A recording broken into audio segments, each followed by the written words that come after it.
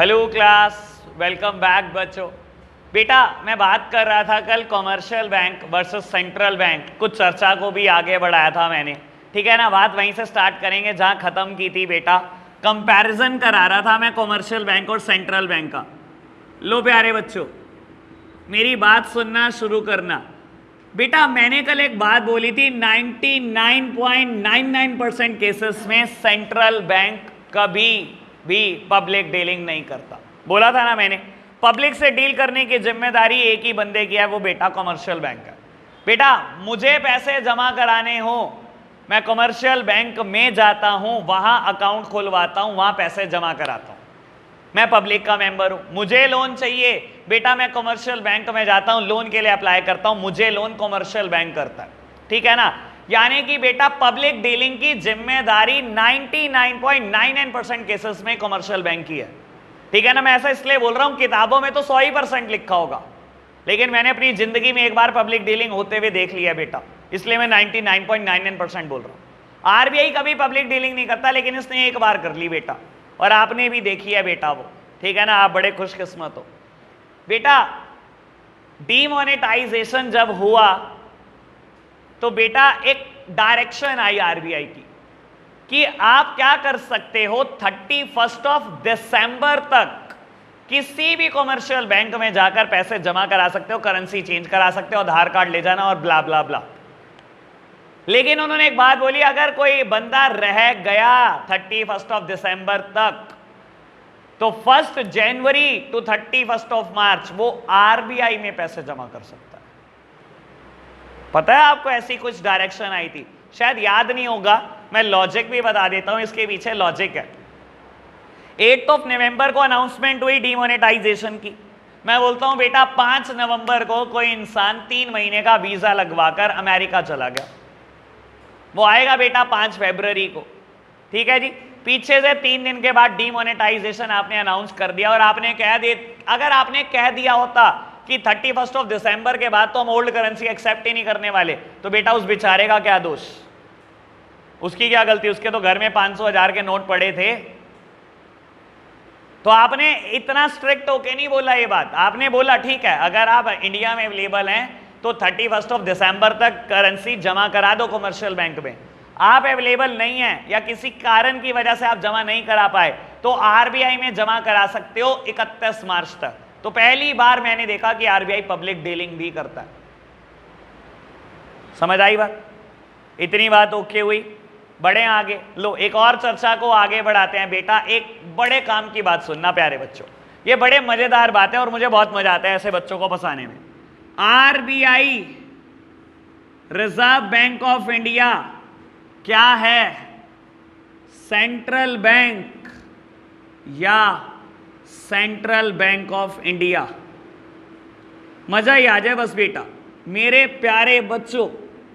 मैं तो कह रहा हूं आप इस बात का आंसर कर दो, मजा आ जाए। आरबीआई क्या है, सेंट्रल बैंक या central Bank of India? Central bank या सेंट्रल, अरे कहीं तो होना पड़ेगा भाई, देखो ये बीच में नहीं रह सकते हो, ठीक है ना। आधे कह रहे हम यहां पर हैं बीच के स्पेस में। हाँ बाबू मैं सेंट्रल बैंक के साथ हूं, कौन कौन मेरे साथ है? ये निकम्मे मेरे साथ कोई नहीं होता, तुम्हें पता नहीं बेटा। मेरे साथ जो ना हुआ सेट भी दे दूंगा टेस्ट में, मेरे साथ जो ना हुआ मैं सेट भी दे दूंगा, शक्लें मुझे अच्छे से याद रहती हैं, ध्यान रखना। हाँ जी सेंट्रल बैंक, मैं अकेला हूं क्या सेंट्रल बैंक के साथ? कोई नहीं। सेंट्रल बैंक ऑफ इंडिया कौन कौन है? जो कहीं नहीं है बेटा तोड़ दूंगा, मैं पक्का बता रहा हूं। गैस ही करना है, क्या हो गया? चलो मैं ना कभी कभी फंसा देता हूं, कभी कभी मैं सही आंसर के साथ भी होता हूं। Correct answer is central bank. अब पता लगेगा तुम्हारे को मेरे बारे में। हाँ जी सुन लो, बड़े काम की बात बोल रहा हूं, ये बात सब बहुत आराम से सुनेंगे बेटा। इंडिया में एक कॉमर्शियल बैंक है जिसका नाम है सेंट्रल बैंक ऑफ इंडिया। एक कॉमर्शियल बैंक है और आपके शहर में लोकेटेड है, छोड़ो दूर क्या जाना, आपको बता देता हूं। कम से कम 4 ब्रांचेस हैं आपके शहर में सेंट्रल बैंक ऑफ इंडिया की। जो ज्ञान पुल पर जहां पर फूल वाले बैठते हैं ना, बिल्कुल सामने ब्रांच है Central Bank of India, blue colour का बोर्ड लगा हुआ है, flex board. RBI is not a Central Bank of India, RBI को बोलते हैं सेंट्रल बैंक सिर्फ हम। समझ आई बात? तो एमसीक्यू में फंसाने के लिए तो बेटा आपको ये 2 वर्ड ही फंसा देंगे, बहुत है। और आपको पता भी है 20 नंबर के एमसीक्यू हैं, संभाल लेना थोड़ा सा। बात ओके? समझ आई इतनी बात? बढ़े आगे।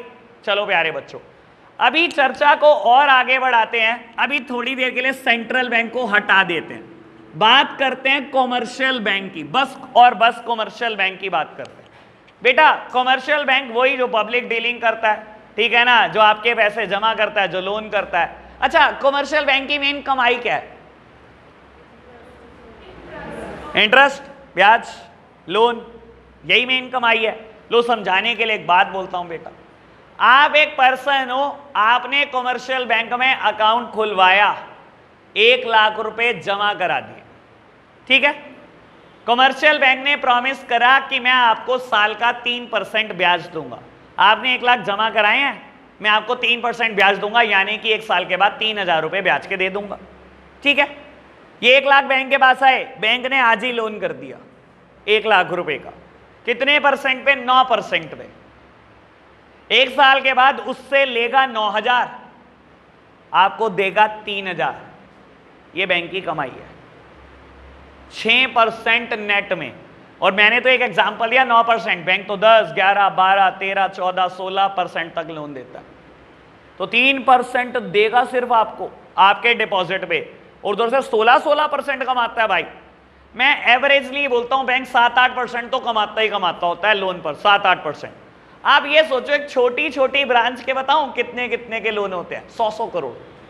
छोटी छोटी ब्रांच ने लोन किए होते हैं 100 करोड़ के। कमाई देख के दिल गले में आ गया। मैं कह रहा हूं आज वीडियो बंद करो, बैंक ही खोल लेंगे पहले, है ना? ऐसे लगा ना, फील आई ना, लालची कहीं गए बाबू। 100 करोड़ का लोन एक छोटी सी ब्रांच का, नेट में कमाई 7%, यानी कि बेटा छोटी छोटी ब्रांच 7-7 करोड़ कमा रही है सिर्फ ब्याज की। इसके अलावा बैंक की कमाई तो बहुत सारी होती है भाई। दूसरों की कमाई सोचने में कितना अच्छा लगता है ना, सोचो, अच्छा नहीं लगता? ट्यूशन अंदर एंटर होते ही 1, 2, 30 मल्टीप्लाइड बाय, ओ भाई छोड़, अच्छा लगा। अच्छा, दूसरों की कमाई सोचना वैसे ही बड़ा अच्छा लगता है।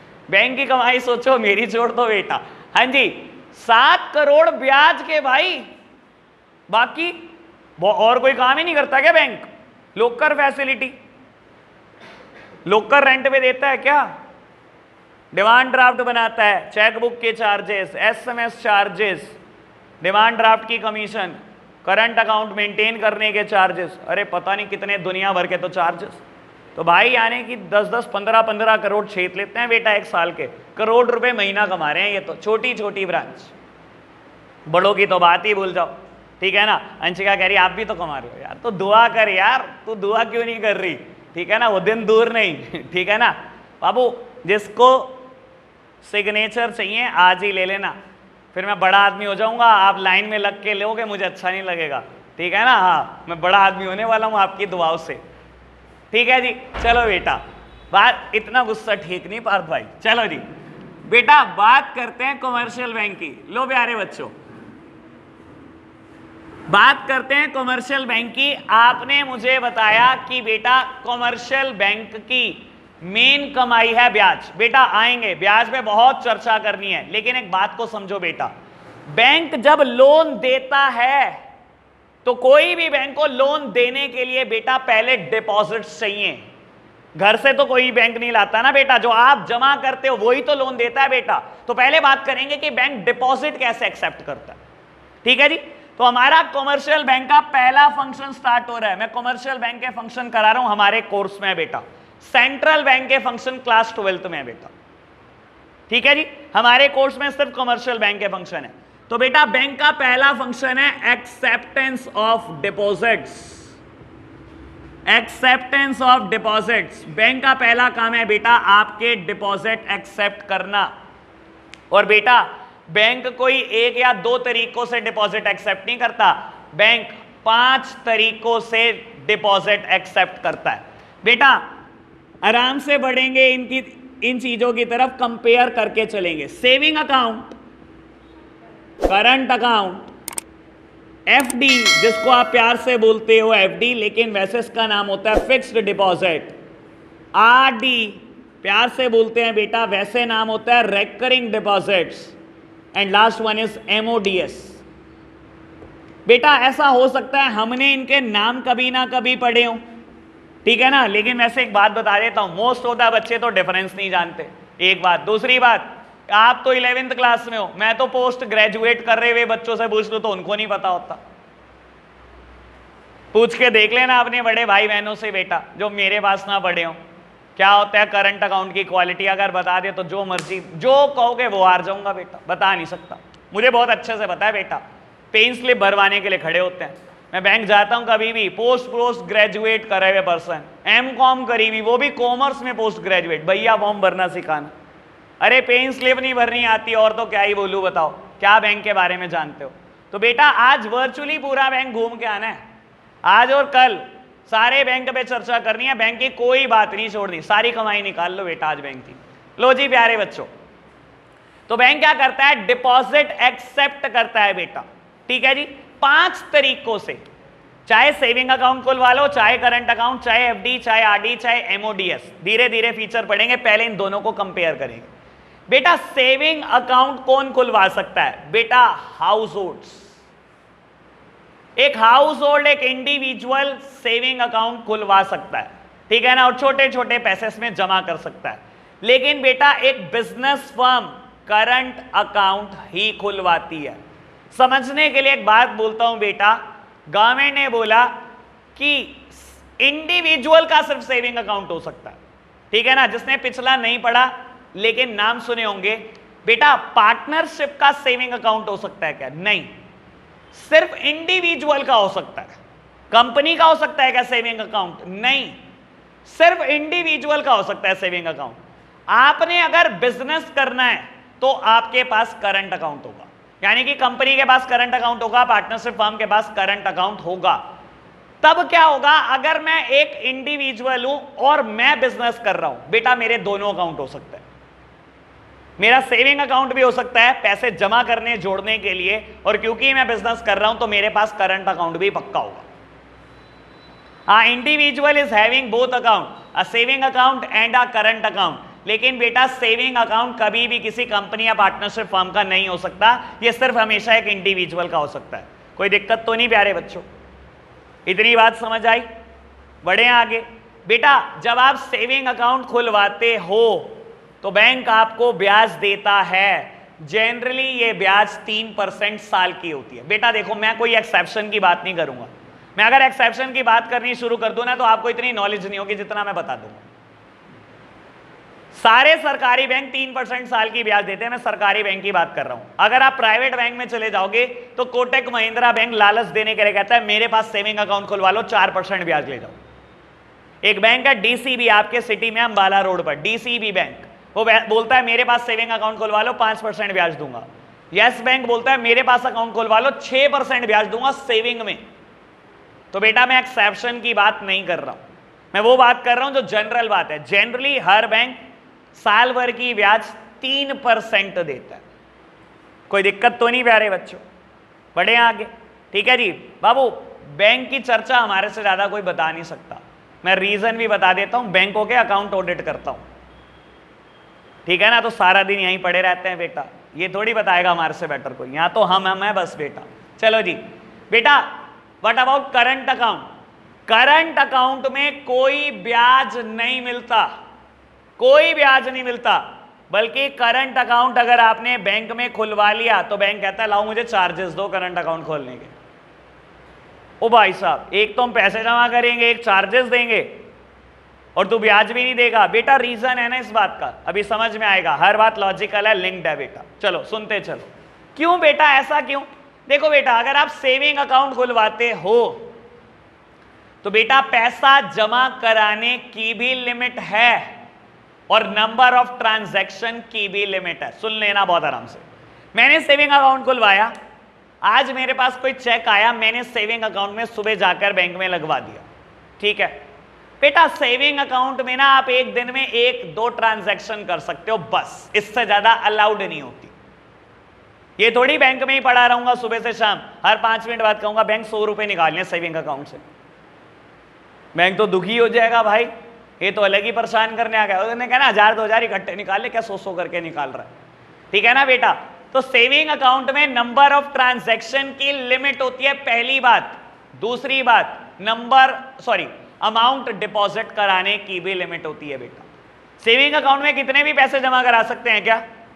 चलो सीए वाली बात बताई दो आपको, अगर एक साल में 10 लाख से ज्यादा जमा हो गए तो नोटिस आ जाएगा इनकम टैक्स का। कहां से आए थे ये पैसे? ठीक है ना बेटा। बाबू मुझे कोई टेंशन नहीं, मेरे खाते में करा देना, जिसको कराने हो मैं देख लूंगा नोटिस को अपने आप, ठीक है ना। हाँ देखो मुझे कोई टेंशन नहीं है, तुम करा दो, देख लेंगे बाद में नोटिस क्या है। हाँ जी बेटा। तो बाबू सेविंग अकाउंट में पैसे जमा कराने की भी लिमिट है, एज वेल एज ट्रांजैक्शन की भी लिमिट है। And what about current account? कोई लिमिट नहीं, विदाउट एनी लिमिट, जितना मर्जी पैसा जमा कराओ, एक दिन में जितनी मर्जी बार बैंक जाओ, बैंक ही पड़े रहो बेटा, मना नहीं कर सकता मैं। क्यों नहीं मना कर सकता? आप समझने की कोशिश करो बेटा। मेरी दुकान है, मुझे थोड़ी पता है मेरे पास कब कस्टमर ने आना है। मैंने 10 बजे दुकान उठाई, शटर उठा दिया, 10:15 बजे 5 कस्टमर आए, पांचों चेक देकर चले गए। अब चेक का क्या करूं बेटा? बैंक जाके तो क्लियर होगा। मैं बैंक पहुंच गया, मैंने बैंक में 5 चेक जमा कर दिए, ठीक है जी बेटा। दुकान पर वापस आया, 10:30 बजे 2 सप्लायर आ गए, उनको चेक काट के दे दिया, वो चले गए बैंक में पैसे निकलवाने बेटा। फिर आ गए 2 कस्टमर, फिर चेक दे गए। तो एक दिन में बेटा 20 बार कस्टमर आता है, 20 बार सप्लायर आता है, क्या करूं? बैंक ना जाऊं? बिजनेस फर्म के पास एक ही अकाउंट होता है भाई, चाहे मैं बैंक रहूं सारा दिन, कोई मना नहीं कर सकता। इसीलिए वो कहते हैं चार्जेस दे देना, सारा दिन बैंक को परेशान करते हो, इसके बदले में चार्जेस दे दो। तो बेटा क्या कोई नंबर ऑफ ट्रांजैक्शन की लिमिट होती है करंट अकाउंट में? कोई लिमिट नहीं है, विदाउट एनी लिमिट, जितनी मर्जी ट्रांजैक्शन करो बेटा। और पैसे जमा कराने की सर कहां से कोई लिमिट होगी? आप खुद सोचो, रिलायंस इंडस्ट्रीज लिमिटेड के करंट अकाउंट में कितने पैसे पड़े होंगे? 1-1 लाख करोड़ पड़े रहते हैं एक पॉइंट ऑफ टाइम पर। तो ये थोड़ी कह दो कि पैसे जमा कराने की कोई लिमिट है। करंट अकाउंट में पैसे जमा कराने की कोई लिमिट नहीं है, ना ही कोई ट्रांजैक्शन की लिमिट है, इसीलिए आप चार्जेस पे कर रहे हो बेटा बैंक को। क्लियर हुई बात? डिफरेंस क्लियर हुआ? सेविंग अकाउंट क्या चीज होती है, करंट अकाउंट क्या चीज होती है? बात ओके। अच्छा मेरा कौन सा अकाउंट होगा, सेविंग करंट? दोनों यार, तुम क्यों फंसते हो? बिजनेस नहीं कर रहा मैं, और एज अ इंडिविजुअल क्या मेरा सेविंग अकाउंट हो सकता है? तो मेरे पास दोनों है, ठीक है ना जी। बात क्लियर? बढ़े आगे, चलो जी बेटा। बात करते हैं एफडी वर्सेस आरडी, इन दोनों को कंपेयर करेंगे, ठीक है ना। एफडी मतलब फिक्स डिपॉजिट, हम तो प्यार से एफडी बोलते हैं ना बेटा, हमारे पेरेंट्स की सबसे फेवरेट चीज यही होती है, पता है इनको क्या नजर आता है इस चीज में। हाँ जी बेटा। और बाबू आरडी, ठीक है ना। चलो क्या एफडी की बात करेंगे पहले बेटा। एफडी मतलब a fixed amount for a fixed period. Amount fix है बेटा, पीरियड भी फिक्स है। लेट्स सपोज कि आपके पास 50,000 है, स्पेयर पड़े हैं बेटा। आप बैंक गए, आपने कहा बैंक एफडी करानी है, बैंक ने कहा कितने साल? 1 साल, 2 साल, 4 साल, 5 साल। मैंने कहा 1 साल। तो बेटा amount is fixed 50,000, time period is also fixed 1 year. बेटा बैंक को पता है आप 1 साल तक नजर नहीं आने वाले, आज 50,000 दे के जाओगे, नजर नहीं आओगे 1 साल तक। सर सेविंग अकाउंट और करंट अकाउंट में अगले दिन भी आ सकते हो। मैंने सेविंग अकाउंट खुलवाया 1 लाख रुपए से, अगले दिन पहुंच गया, मैंने कहा 80,000 निकालने जरूरत है, कभी भी निकाल सकते हो। लेकिन जनरल केस में बैंक जानता होता है कि एफडी में आप नजर भी नहीं आओगे। तो आपने 50,000 दिए 1 साल के लिए, आपने 1 साल बैंक नहीं आना, बैंक को बड़ी मौज है भाई, बैंक को लगता है चल बढ़िया भाई 1 साल के लिए टला बंदा। बैंक आपको सबसे ज्यादा ब्याज देता है एफडी में, आज की तारीख में लगभग 5%। फिर ये बात बोल रहा हूं, ये जनरल बात है बेटा, मैं एक्सेप्शंस की बात नहीं कर सकता। सीनियर सिटीजन के लिए ब्याज थोड़ी ज्यादा होती है, और बेटा प्राइवेट बैंक लालच देने के लिए कुछ और ज्यादा ब्याज भी देते हैं। मैं जनरल बात कर रहा हूं आपसे, ठीक है जी। तो बैंक सबसे ज्यादा ब्याज देता है एफडी पे, कहता है 5% सालाना ब्याज दूंगा, ठीक है जी। सबसे ज्यादा ब्याज इसमें मिलने वाली है, ये बात समझ में आई। लेकिन अपना मुद्दा तो जनरल होएगा ही नहीं। अब एक्सेप्शन बात करते हैं। सर 6 महीने के बाद आपको पैसे की जरूरत पड़ गई, आप बैंक चले गए, आपने कहा बैंक एफडी तोड़ दे, तोड़वा सकते हो कि नहीं? किसका पैसा है? मेरा पैसा है भाई, जब मर्जी निकलवाऊं, ठीक है, मैंने तेरे को बोला कि मैं तुझे 50,000 रुपए दे रहा हूं 1 साल के लिए, लेकिन इमरजेंसी का किसको पता था, मुझे जरूरत पड़ गई मेरे पैसे की, मैं बैंक पहुंच गया, मैंने कहा बैंक एफडी तोड़वानी है, तोड़ दे, मुझे पैसे चाहिए आज ही, अभी चाहिए, अर्जेंट है बहुत। क्या तोड़वा सकता हूं कि नहीं बेटा? तोड़वा सकता हूं, लेकिन इस बात को समझना बेटा, आप बैंक को इनकन्वीनियंस दे रहे हो, नहीं दे रहे क्या? इनकन्वीनियंस दे रहे हो ना। इनकन्वीनियंस किस बात के, डिटेल्ड बता देता हूं। हर्ष आया बैंक के पास, हर्ष ने क्या करा, एक एफडी कराई 50,000 रुपए की 1 साल की, ठीक है। अगले दिन कशिश आई, कह रही 50,000 का लोन चाहिए। मैंने कहा ठीक है, कितने साल के लिए? इसने कहा 1 साल के लिए। मैंने ये 50,000 रुपए उठाए, कशिश को 1 साल के लिए लोन पर दे दिए। अब आपको मेरी पोजीशन पता लग गई होगी, 1 साल बाद यहां से पैसे आएंगे, मैं यहां दे दूंगा। इससे 10% ब्याज तय करिए, उससे 5% देनी है, 5% कमाना है भाई, ठीक है ना जी। बाबू 6 महीने बाद आ गया हर्ष, खिलाओ एफडी तोड़ दो। मैंने कशिश को फोन मिलाया, कशिश आजा, 6 महीने पहले लोन दे जा, देगी? पक्का पता है ना नहीं आएंगे, वहां से कुछ नहीं आएंगे बेटा, लेकिन इसको तो देने। अब ये मुझे परेशान कर रहा है बेटा, जितना परेशान ये मुझे करेगा मैं उतनी परेशानी इसके ऊपर डाल दूंगा। क्या इसे एफडी की ब्याज दे दूं? हाँ, समझदार बच्चों को इशारा काफी। अगर मैं बेटा ये कर देता कि 50,000 पे 5% ब्याज दे देता इसको 6 महीने की, फिर तो हर बंदा आता कहता लाओ 10 साल की एफडी कर दो, और 2 ही महीने बाद आ जाता जी तोड़ दो। अगर मैं इसको ब्याज दे दूंगा भाई एफडी की, फिर तो क्या ही फायदा हुआ। तो बेटा इसने मुझे इनकन्वीनियंस दी है, इनकन्वीनियंस इसको मिलनी चाहिए और मिलेगी। अगर एफडी आपने मिड टर्म में तोड़वा ली, कभी भी एफडी की ब्याज नहीं मिलेगी, कभी भी नहीं मिलेगी एफडी की ब्याज। ब्याज किसकी मिलेगी? सेविंग अकाउंट की मिलेगी। फिर यानी कि बेटा कैलकुलेशन कुछ इंटरेस्ट की ऐसे होगी। तो हर्ष को हम ब्याज क्या देंगे? 50,000 इसने जमा कराए थे, सेविंग अकाउंट का interest which is 3% per annum. Per annum मतलब पूरे साल का, 3% साल का ब्याज है बेटा। तो बेटा 6 महीने के लिए पैसे जमा रहे हैं, 6 महीने का ब्याज दे दूंगा। बात समझ आई? All okay? इनकन्वीनियंस समझ में आई किस चीज की है? आपने बैंक को दी, बैंक ने आपको रिटर्न कर दी इनकन्वीनियंस। पढ़े आगे।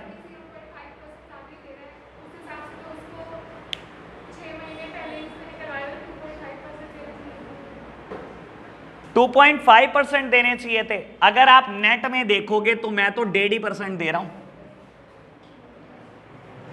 और अगर आप कहोगे पूरे 5% दे दो तो 2.5% दे रहा हूं। 5% नहीं देने, 3% ही देने। मंथ की भी तो कैलकुलेशन कर बेटा, तो नेट में रेट निकाल रही है, उससे उसको ही फायदा होगा। देख मैं कितना दे रहा हूं अभी, सिर्फ 1.5%, और आप कह रहे हो 2.5% दे दो। बताओ, तो बैंक का नुकसान मत करा बेटा, मैं फिलहाल बैंक को, ठीक है ना, मेरे तो फायदे की सोच तू। चलो जी, हाँ जी प्यारे बच्चों, बात करते हैं आगे बेटा, बात करते हैं रेकरिंग डिपॉजिट्स की। बेटा इसका नाम बड़ा ब्यूटीफुल है, रेकरिंग, री अकरिंग, नाम ही ऐसे बना है बेटा, ठीक है ना। प्यार से आरडी बोलते हैं, लेकिन नाम अगर समझ जाओ तो बेटा सब कुछ समझ में आ गया। नाम है री अकरिंग डिपॉजिट्स, रेकरिंग डिपॉजिट्स। मतलब बेटा दिखने में ये बिल्कुल एफडी की तरह होता है, ठीक है ना। आप बैंक में गए, आपने कहा बैंक आरडी करानी है, बैंक ने कहा पैसे बताओ, amount is also fixed, time period is also fixed. FD में अमाउंट फिक्स होता था, टाइम पीरियड फिक्स होता था, आरडी में भी होता है। लेकिन जो अमाउंट आप तय करते हो उसको रीअकर करना पड़ता है। आपने कहा बैंक 500 रुपए से आरडी खुलवाई, बैंक ने कहा साल बताओ, आपने कहा 5 साल। 5 साल मतलब 60 महीने, 60 महीने। सर आपको ये 500 रुपए अमाउंट रीअकर करनी है हर महीने। आज 1 तारीख को आपने आरडी खुलवाई 500 रुपए से 500 रुपए, अगले महीने की 1 तारीख को फिर 500, अगले महीने की 1 तारीख को फिर 500, 60 महीने तक यही प्रोसीजर चलेगा। अमाउंट फिक्स है बेटा, टाइम पीरियड भी फिक्स है, अमाउंट 500 फिक्स है, टाइम पीरियड फिक्स है 5 साल, 60 महीने। लेकिन बेटा ये अमाउंट आपको रीअकर करनी है, बार बार देनी है, हर महीने देनी है। तो आपने 500 रुपए बैंक को दिए, 60 महीने तक पैसे दिए 30,000 रुपए, बैंक कहता है ब्याज दूंगा। बेटा आरडी में जो ब्याज होती है वो एफडी से थोड़ी सी कम होती है, लेकिन सेविंग अकाउंट से थोड़ी ज्यादा होती है, ठीक है ना। अंदाजे के लिए बोल देता हूं 4 से 4.5% ब्याज होती है। ठीक है जी। एफडी यानी कि सबसे ज्यादा इंटरेस्ट मिलने वाली चीज है बेटा, ठीक है ना, तभी तो फेवरेट होती है बेटा पेरेंट्स की, ऐसे थोड़ी। हाँ जी, ठीक है ना। लो प्यारे बच्चों, बात समझ में आई ना, ठीक है ना। Recurring deposits, recurring deposit, amount fixed है, टाइम पीरियड फिक्स्ड है, लेकिन अमाउंट को आपको बार बार रीअकर करना पड़ेगा। जनरल बात, एक्सेप्शन बात, सर बीच में तोड़वा सकते हैं कि नहीं? एफडी तोड़वा सकते थे तो आरडी तोड़वा सकते होंगे कि नहीं? तोड़वा सकते हो। जब आपको मन लगे कि जहीं मेरे से नहीं चलाई जा रही, मान लो आपको 30 महीने के बाद लगा मैंने 15,000 जमा करा दिए हैं, मुझसे नहीं चल रही हो, मैं और बार बार 500 नहीं दे सकता हर महीने, तो आप बेटा कभी भी बैंक में जाके तोड़वा सकते हो। जितनी इनकन्वीनियंस आप बैंक को दोगे बदले में उतनी आपको मिल जाएगी। ब्याज आपको इसमें भी सेविंग का मिलेगा अगर आपने बीच में रोक दी तो। ठीक है जी, ओके, बढ़े आगे जी। चलो जी, लास्ट वन इज एमओडीएस। ये बहुत मजेदार चीज है, इसके लिए मुझे सब कुछ रब करना है और बहुत आराम से समझाना है एमओडीएस को। बेटा एमओडीएस प्यारा नाम है, ठीक है ना, जैसे आप सबका निकनेम है, ठीक है ना। मानस का तो है ही, मानस है ना तेरे निकनेम, वही सोना बाबू। अच्छा ठीक है बाबू, एमओडीएस भी प्यारा नाम है, ठीक है ना। फुल फॉर्म है इसकी मल्टी ऑप्शन डिपॉजिट स्कीम्स, ठीक है ना बेटा। फुल फॉर्म, बाहर देख कितना खुश हो रहा भाई साहब, ऐसे दोस्तों बंदे को दुश्मन की जरूरत क्या है।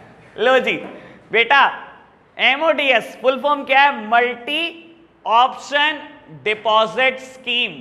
सर मल्टी ऑप्शन डिपॉजिट्स, बाबू ये जो अकाउंट है ना, वैसे बता देता हूं, प्राइवेट कमर्शियल बैंक खोलते हैं। प्राइवेट बैंकों के कुछ नाम ले देता हूं आपके सामने, धीरे धीरे दिमाग में फिट करने लगो कि प्राइवेट बैंक कौन से होते हैं और पब्लिक बैंक कौन से होते हैं। पब्लिक मतलब सरकारी बैंक। बेटा private bank axis bank, HDFC bank, ICICI bank, Kotak Mahindra bank, yes bank, 5 के तो नाम याद रहने ही चाहिए, ठीक है ना। एचडीएफसी बैंक लीडिंग बैंक है प्राइवेट सेक्टर में बेटा, 10 लाख करोड़ की कंपनी है, इंडिया की second largest. Reliance industries limited 15 lakh crore की कंपनी, एचडीएफसी 10 लाख करोड़ की कंपनी, इंडिया की सेकंड लार्जेस्ट कंपनी है और प्राइवेट सेक्टर का सबसे बड़ा बैंक है एचडीएफसी। चलो खैर करेंगे बात। तो बेटा प्राइवेट सेक्टर ये अकाउंट खोलता है, नाम देखो इसका क्या है, मल्टी ऑप्शन डिपॉजिट्स। बेटा मल्टीपल गुण है इसके अंदर। इसके अंदर जो गुण है ना बेटा, 2 अकाउंट के हैं, सेविंग बैंक का और एफडी का। इसके अंदर ये गुण है बेटा, ये सेविंग बैंक का भी काम करता है और एफडी की तरह भी काम करता है। समझाने के लिए एक बात बोलता हूं, मेरा भी अकाउंट है एमओडीएस। एक टाइम पर एक्सिस बैंक वाले मेरे पास आए कि अकाउंट खुलवा लो एमओडीएस। मैंने कहा क्या फीचर है? कह रहा 25,000 से ज्यादा जितने भी पैसे रखोगे ना एफडी का ब्याज देंगे। मैंने कहा कमाल चीज है। मैंने कहा अगर पैसे निकाले, कह रहे कभी भी निकाल सकते हो, उसमें एफडी तोड़वाने जैसी बात नहीं है। मैंने कहा यार ये तो बहुत कमाल चीज है। मान लो मैंने अकाउंट खुलवाया 35,000 रुपए से, 35,000 से, तो उन्होंने बोला कि 25,000 रुपए पे तो लगेगा सेविंग बैंक का इंटरेस्ट और 25,000 से ज्यादा जितने भी जमा होंगे उस पे एफडी का ब्याज देंगे। मान लो बेटा ये अकाउंट खुलवाया मैंने 7 जुलाई को, ठीक है, आज मैंने 35,000 जमा करा दिए। कायदे से मेरे दिमाग में चल रहा है कि 25,000 सेविंग अकाउंट में पड़े हैं और 10,000 की एफडी बनी हुई है, ठीक है जी। 10 जुलाई को मुझे पैसे की जरूरत पड़ गई 5,000। 10 जुलाई को क्या होगा? अब पैसे 35,000 थे, 35 में से 5 निकल गए, कितने बचे? 30। 30 में से 25 तो रहेंगे सेविंग में और बाकी 5 कहां रहेंगे बेटा? एफडी में, ठीक है ना। अगले दिन 7,000 की जरूरत और पड़ गई 11 जुलाई को। 30,000 में से 7,000 निकल गए, पैसे कितने बचे? 23,000। 23 के 23,000 पे सिर्फ सेविंग बैंक का इंटरेस्ट लगेगा और कुछ नहीं मिलेगा बेटा। 25,000 से ज्यादा होंगे तो ही एफडी का ब्याज है, ठीक है जी। मैंने 15 जुलाई को 25,000 रुपए और जमा करा दिए बेटा। 25,000 जमा कराने से बैलेंस हो गया 48,000। 48 में से 25 तो रहेंगे सेविंग में, बाकी 23 रहेंगे एफडी में। 25 से ज्यादा जितने भी होंगे ऑटोमेटिकली एफडी बन जाया करेगी और बेटा कंप्यूटर इंटरेस्ट कैलकुलेट करता रहेगा। आपको तो लग रहा होगा, आप तो फंस ही गए होंगे कि इंटरेस्ट कैसे कैलकुलेट होगा। दिमाग तो जा ही नहीं रहा होगा कि ये एफडी है, ठीक है ना। दिमाग तो ये कह रहा होगा इंटरेस्ट कैसे निकाल लेंगे। बेटा आपसे नहीं निकलवा रहे, कंप्यूटर निकालेगा, आप टेंशन मतलब। और इतनी छोटी मोटी कैलकुलेशन तो हम खुद कर सकते हैं, सच बता रहा हूं, कुछ भी नहीं होता इसकी कैलकुलेशन में, लगता ही है बस देखने में बड़ा। समझ आई बात? तो बेटा इसके अंदर दो गुण हैं, सेविंग बैंक का भी और एफडी का भी, तभी इसका नाम है MODS, multi option deposit scheme, multi option deposit. Clear बात? तो बेटा बैंक में 5 तरीके से डिपॉजिट एक्सेप्ट किए जाते हैं। सेविंग बैंक में पैसा जमा करा लो, करंट अकाउंट में पैसा जमा करा लो, एफडी बनवा लो, आरडी बनवा लो या MODS अकाउंट खुलवा लो। 5 तरीके से बैंक पैसा एक्सेप्ट करता है। पैसा आ गया, क्या करें अब? सर देखो बैंक के लिए ना ये खर्चा है, अगर आपने बैंक में पैसे जमा करा दिए ना तो बैंक के लिए तो खर्चा शुरू होगा कि आपको ब्याज देनी है। डिपॉजिट को ना कोई बहुत अच्छे तरीके से बैंक में हैंडल नहीं करता। आप आज फोन कर दो बैंक मैनेजर के साथ, बहुत अच्छे टर्म हो आपके, आप कह दो सर 1 करोड़ का डिपॉजिट कराना है, एंटरटेन भी नहीं करेगा ढंग से आपको। और अभी कह दो बेटा सर 1 करोड़ का लोन कराना है, loan is a income for the bank. और आपको बता देता हूं बैंक मैनेजर का प्रमोशन इस बात पर डिपेंड करता है कि उसने कितने अच्छे लोन करे हैं, क्या बैंक को कमा के दे रहा है वो। भाई साहब नंगे पैर घर तक भागता हुआ आएगा लोन करने 1 करोड़ का, तुम्हें नहीं पता, ये बात मैं बता रहा हूं तुम्हारे को। डिपॉजिट को कोई ढंग से एंटरटेन नहीं करता क्योंकि बैंक का खर्चा शुरू हो जाता है भाई डिपॉजिट के साथ। समझ आई बात? तो बेटा डिपॉजिट आ चुके हैं, करना है लोन, ठीक है जी। Second important function of commercial bank, पहला फंक्शन मैंने समझा दिया, acceptance of deposit. Second one is lending of fund. Technically lending of fund, simple भाषा हमारी वही है बेटा लोन। लो प्यारे बच्चों, बात करते हैं लेंडिंग ऑफ फंड की बेटा, और आपको बता देता हूं बैंक 3 तरीके से लोन करता है मेरी भाषा में तो, ठीक है ना। एक को तो मैं बोलने ही वाला हूं लोन, दूसरे को मैं बोलने वाला हूं बैंक ओवर ड्राफ्टिंग, और प्यार से इसको बोलते हैं बैंक ओडी। कितना प्यारा नाम, मैं तो कह रहा हूं अपना निकनेम रख दो, मानस ओडी। हाँ जी बेटा, और तीसरा काइंड ऑफ लोन है सीसी लिमिट, ठीक है ना, कैश क्रेडिट लिमिट, ठीक है ना, पार्थ सीसी, क्या नाम है यार। लो जी, तो प्यारे बच्चों लोन करने का तरीका बैंक के पास 3 तरीके का है, loans, bank OD and CC limit. बात करेंगे पहले लोन की। देखो बेटा जब मैं वर्ड लोन लिखता हूं ना, आप मुझे ये मत बताना कि बैंक होम लोन करता है और व्हीकल लोन करता है। जब मैंने लोन लिखा ना, सारे लोन इसमें, बस ये 2 छोड़कर। बैंक वैसे बहुत सारी कैटेगरी के लोन करता है, बैंक के पास बहुत अच्छे अच्छे प्रोडक्ट हैं आज की तारीख में। होम लोन करता है, कंस्ट्रक्शन लोन करता है, हाउसिंग लोन करता है, व्हीकल लोन करता है, प्रोजेक्ट लोन करता है, पर्सनल लोन करता है, लोन अगेंस्ट प्रॉपर्टी करता है। तो बहुत सारे हैं भाई, कितने ही करा लो, ठीक है ना जी। मेरे लिए तो सारे लोन एक जगह पर हैं बेटा, ठीक है ना। और ये दोनों प्रोडक्ट बैंक के अलग है, इन दोनों पे PhD करते हैं बेटा, और बाकी समझ ही लेंगे। लो जी बेटा बैंक की बात करते हैं, बैंक ओवर ड्राफ्टिंग की, ठीक है ना। बस मैंने आपके लिए पूरा लिख दिया, मैं तो बैंक ओडी बोलूंगा इसको, ठीक है जी। बैंक ओडी क्या होता है? सबसे पहली बात बेटा, ये फैसिलिटी सिर्फ और सिर्फ करंट अकाउंट में होती है।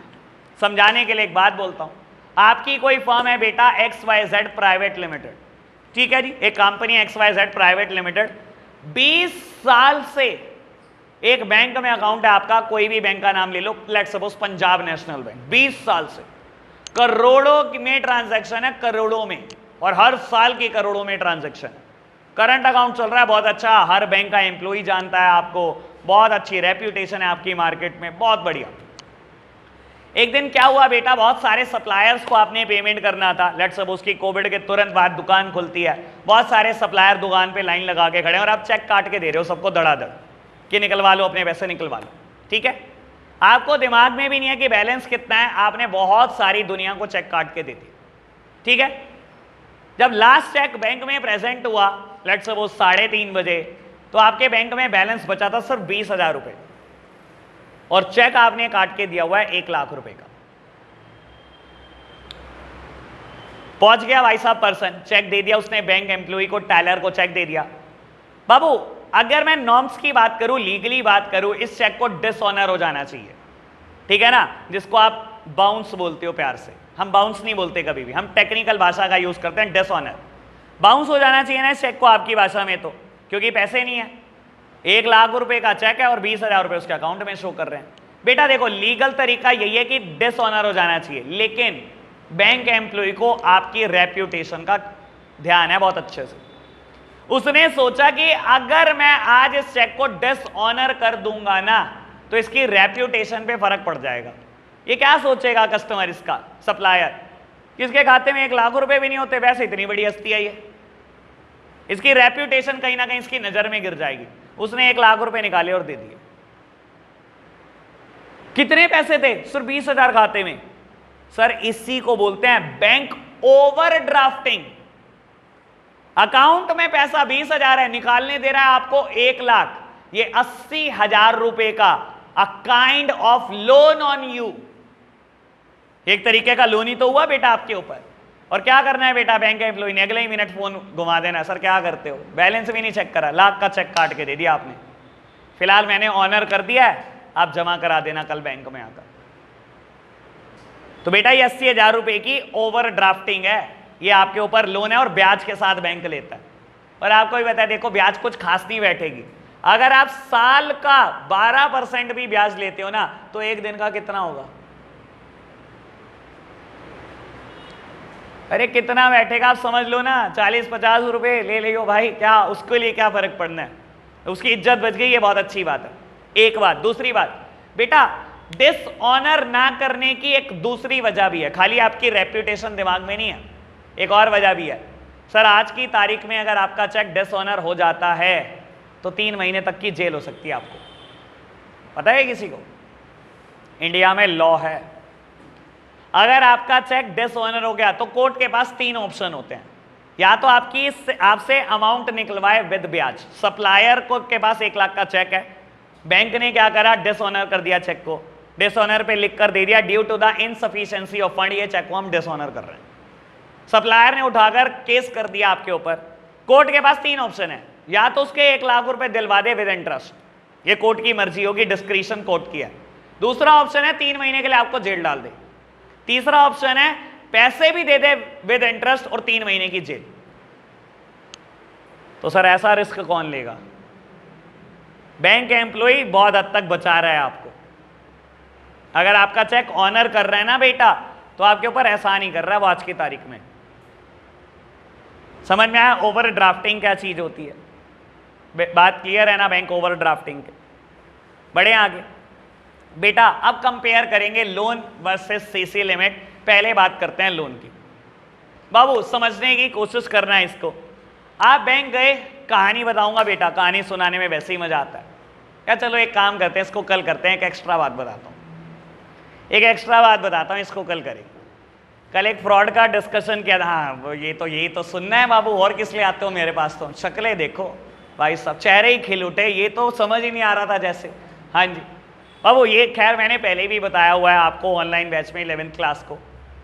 बाबू एक टाइम की बात है, बराक ओबामा प्रेसिडेंट थे अमेरिका के, ठीक है ना। तो बराक ओबामा को एक मेल आती है, थ्रेटनिंग मेल, धमकी भरी मेल आती है बेटा, कि जान से मार देंगे, ये कर देंगे, वो कर देंगे। हमारे देश में तो देखो ऐसी चीज़ों का कुछ होता नहीं, ठीक है ना, क्योंकि हमारे देश में तो कहा जाता है अरे भाई स्वतंत्रता है बोलने की, इंडिया इंडिपेंडेंस है, जना खना बेटा देश के पीएम को गालियां दे जाता है, और तो क्या ही करेंगे हमारे देश वाले। हमारे देश में कुछ नहीं होता ऐसी चीज़ों का, पर भाई अमेरिका बड़ा सीरियस है, ठीक है ना। जैसे हमारे यहाँ पर एजेंसी है CBI, वहाँ पर एजेंसी है FBI। FBI तो भाई पीछे पड़ गई कि पता कराना कि कहाँ से मेल आई, इसका IP एड्रेस ट्रैक करेंगे हम और पता लगाएंगे। IP एड्रेस क्या होता है बेटा? देखो जैसे हमारा एक फिजिकल एड्रेस होता है जहां कहीं हम रहते हैं बेटा, हर डिवाइस का, जिसमें भी कुछ मशीन लगी है बेटा, हर डिवाइस का एक IP एड्रेस होता है, ठीक है ना बेटा। मेरे कंप्यूटर का एक IP एड्रेस होगा, आपके का बिल्कुल डिफरेंट होगा, ठीक है ना। ऐसे ही वाईफाई डोंगल का अलग होगा, क्योंकि मैंने बोला हर चीज जिसमें एक मशीन लगी है उसका IP एड्रेस अलग होता है बेटा।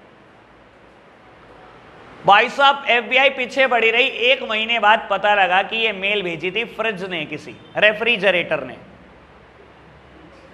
रेफ्रिजरेटर मेल भेज सकता है? अरे मैं तो बोल ही रहा हूं, मैं बैठा ही इसलिए हूं। अगर ये चीज नहीं बताऊंगा तो फिर तो ये तो कोई भी नहीं, किसी को भी नहीं पता दुनिया में, फिर कौन बताएगा आपको।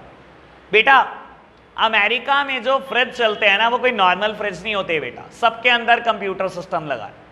और बेटा फ्रिज की क्वालिटी A1 है, वो तो कमांड डालते हैं अपने हिसाब से, ठीक है ना। फ्रिज में बेटा एक स्पेस है जहां पर आप मिल्क को स्टोर करते हो।